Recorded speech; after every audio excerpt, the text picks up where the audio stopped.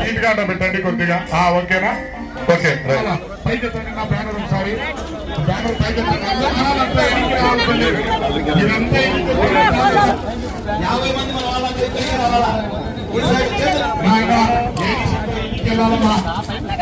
బాబు వెళ్ళాలి. అందరూ దయచేసి ప్రతి ఒక్కరు బ్యానర్ వెళ్ళండి.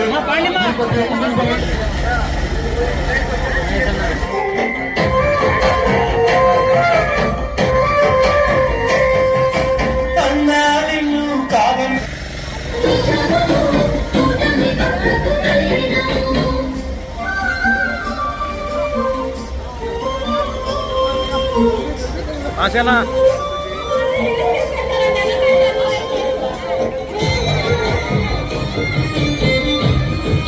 మెల్లిగా పోవాలా, మెల్లిగా పోవాలా, అదో స్లోగా పోవాలా.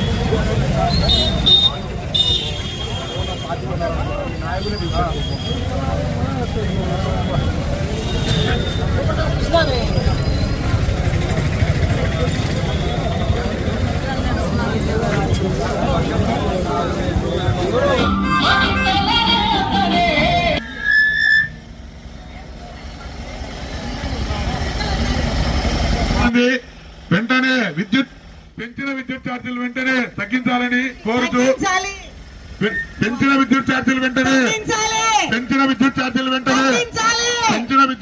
వెనక్కి రాబోయే కాలంలో ప్రజలు కరెంట్ షాక్ ఇస్తారు. ఇది గుర్తుపెట్టుకొని ఉండాలని చెప్పి వెంటనే పెంచిన విద్యుత్ ఛార్జీలు వెంటనే. ఈరోజు మనం చూస్తున్నాం కూటమి ప్రభుత్వం ఎన్నికల హామీలో భాగంగా విద్యుత్ ఛార్జీలు పెంచాం. పెంచిన విద్యుత్ ఛార్జీలు వెంటనే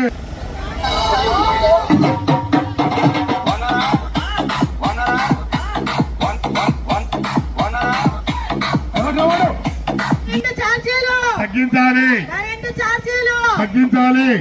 పెంచిన కరెంటు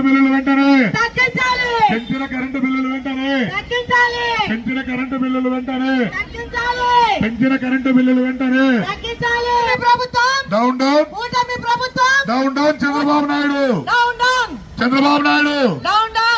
నాయుడు మీద విద్యుత్ కరెంటు బిల్లుల రూపంలో పెంచి వాళ్ళ నడ్డి విరిచి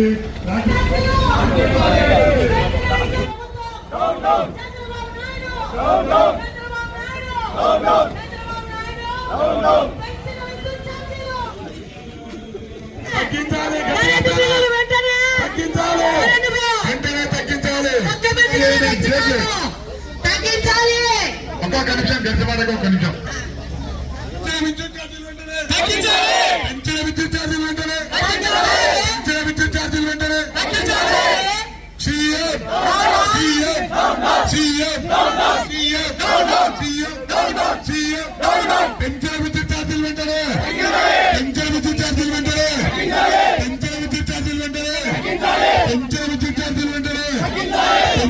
ఆర్థిక స్థితిగతుల విషయాన్ని పరిశీలించాలని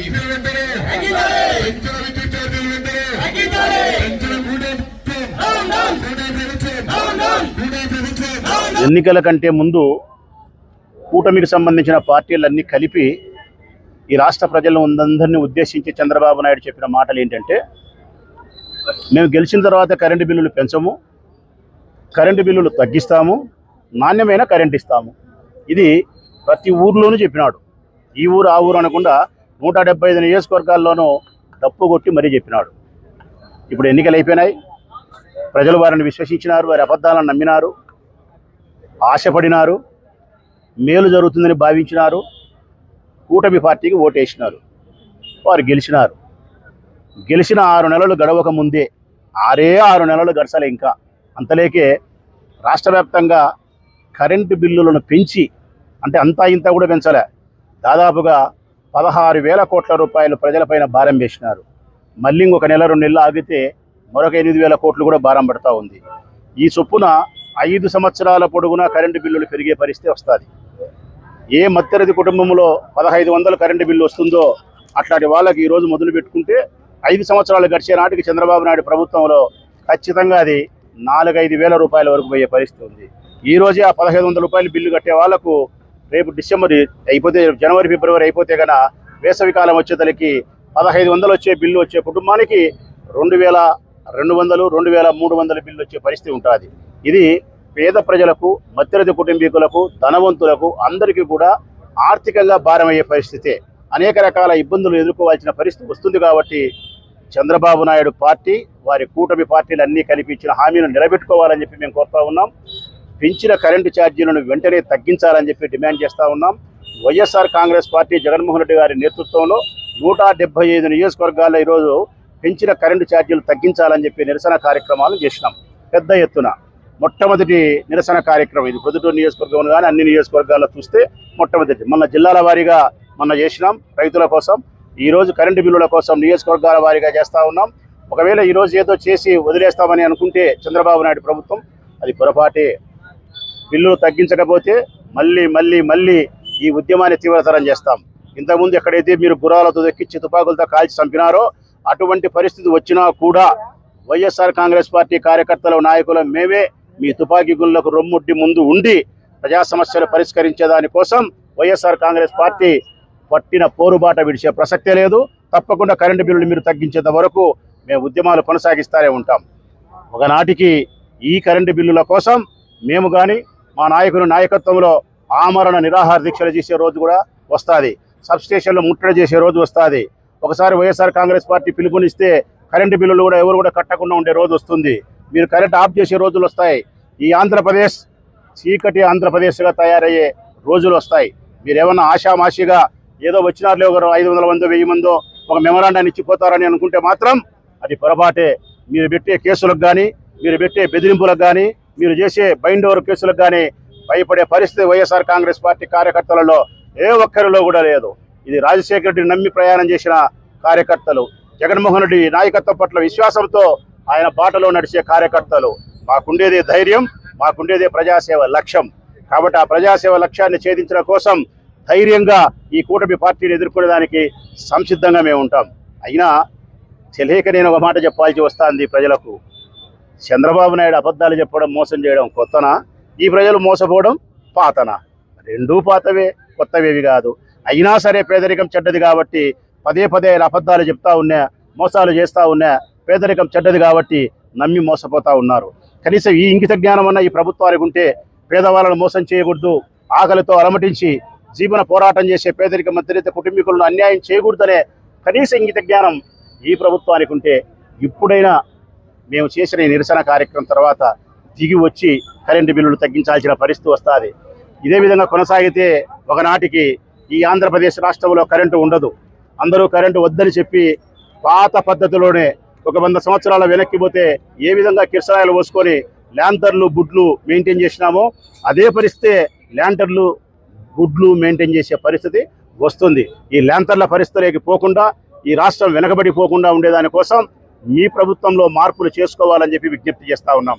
ఈ కూటమి ప్రభుత్వం ఏర్పడిన తర్వాత ఒక్క సంక్షేమ పథకం కూడా అమలు కావడంలే, రైతు ప్రయోజనాలను పరిరక్షించడంలే, ఫీజు రియంబర్స్మెంట్ కట్టడంలే, చెప్పిన హామీలను అమలుపరచడంలే, కరెంటు బిల్లులు పెంచి ఒక్క మాటలో చెప్పాలంటే ఈ ప్రభుత్వం వైపు నుంచి ఇప్పటి వరకు రాగిన 50 పైసా కూడా ప్రభుత్వం ద్వారా బ్యాంకుల నుంచి ప్రజలకు 6 నెలల కాలంలో ఒక్క పైసా అందలే. ఇచ్చిన సామాజిక పెన్షన్ తప్ప ఏ బ్యాంకింగ్ మేనేజర్ని అడిగినా చెప్తా ఉన్నారు. ఈ 6 నెలల కాలంలో ప్రజలకు సంబంధించి ప్రభుత్వం నుంచి రాగి పైసా మా బ్యాంకుకి రాలేదు, ఆ ట్రాన్సాక్షనే లేదు, ప్రజల దగ్గర డబ్బు లేదు, ఆర్థికపరమైన ఇబ్బందుల్లో ఉండారు.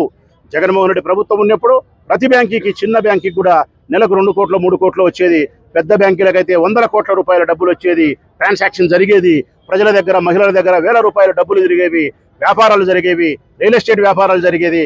ఆర్థికంగా అందరూ బాగుండేవాళ్ళు. ఈరోజు ఆ పరిస్థితి లేదు. ప్రజలు ఎవరిని గదిలిచ్చినా మాట్లాడుతున్నారు.